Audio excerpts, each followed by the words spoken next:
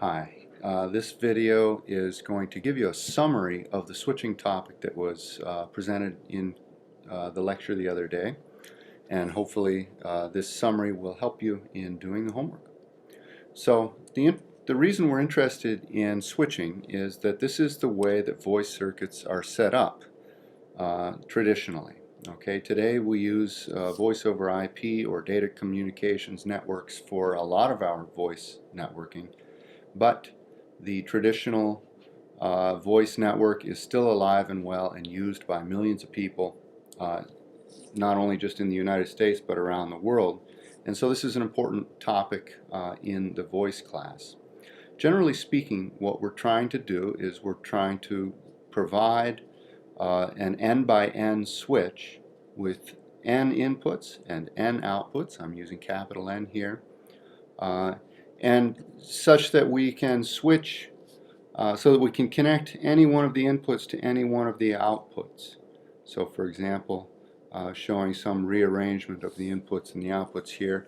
Basically a permutation of the N inputs mapped to, that is connected to, the N outputs. Okay, and this allows us a local central office to connect to users who are both connected to that central office, to phone circuits, but it also allows the central office to connect a phone circuit to a trunk line, which leads to another central office higher up in the hierarchy that we talked about since the very first day.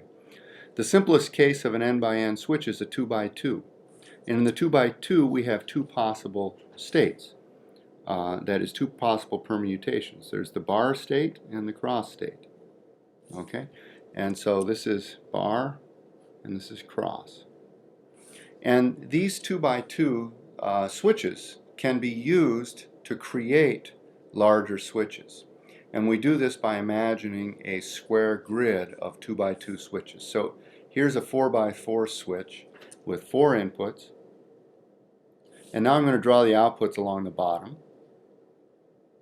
Okay, and we can imagine each one of these 16 squares as having a 2 by 2 switch. So if I want to hook, for example, input number 2 to output number 3, I'm going to go ahead and put these switches in the cross state, and I'm going to put this switch in the bar state. And so this way we've created a path from input 2 to output 3 by setting 4 switches to cross state and 1 switch to the bar state. Okay, and this doesn't block us from any other possible connection here. So for example, input 3 can be mapped to any of the other outputs.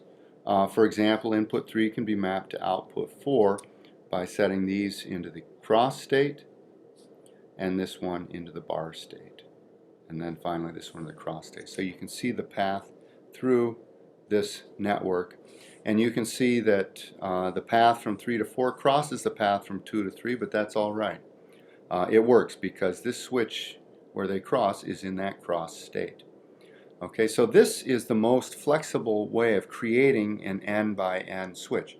And this can work for an N by M switch where the number of inputs doesn't equal the number of outputs, simply by making a rectangular array of 2 by 2 switches.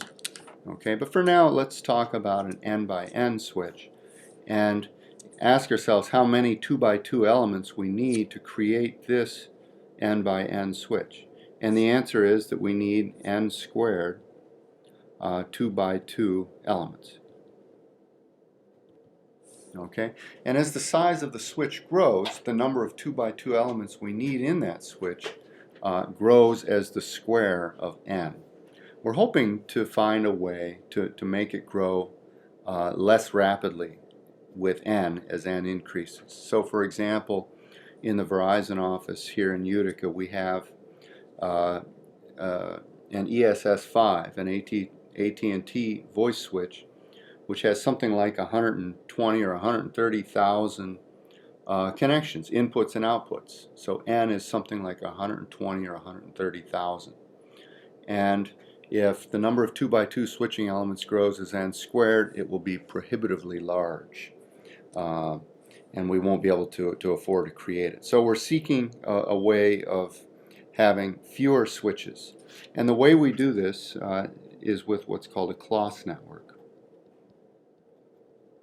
And this is essentially a 3-stage switch. Okay? And what we do in a small example is, for a 9 by 9 example, we can have something like we're going to take our, so this is a 9 by 9 example, and we're going to take our 9 inputs and divide them up into 3 groups of 3. And then what we're going to do is each of these switches is going to be a 3 by 2 switch. And then we're going to put 2 3 by 3 switches next. And we're going to map the, so these are 3 by 3s.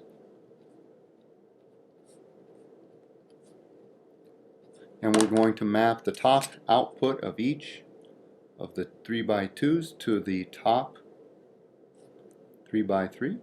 And we're going to map the bottom output to the bottom 3 by 3. And then what we're going to do is we're going to reflect the whole design over to the other side with 3 switches at what's called the output stage. And these are going to be mirror images. So we'll have 2 inputs and 3 outputs. So now you can see we've got a 9 by 9 switch, and then top to top, top to top, top to top, bottom to bottom, bottom to bottom, and bottom to bottom. Okay, so now we've got a 9 by 9 example, and if you count up the number of switching elements, we've got 6. This is a 3 by 2. This is a 3 by 3, and this is a 2 by 3. In other words, we've got 6 2 by 2 elements in each of these switches in the first stage. We've got 18 plus 18 in the second stage, and then 3 times 6 again. So we've got 18 plus 18 plus 18, or 54 2 by 2 elements. Okay, and this contrasts with the n squared, which is 81 elements. So you can see with this 3-stage network, and we'll call this stage number 1, stage 2, stage 3. With this 3-stage network, we've saved a lot of switches. We've gotten away with just 54 out of what would have been 81 for a complete 9 by 9 square switch matrix. Okay, so this is the first step in saving switching elements. Okay, and I will continue in the next video.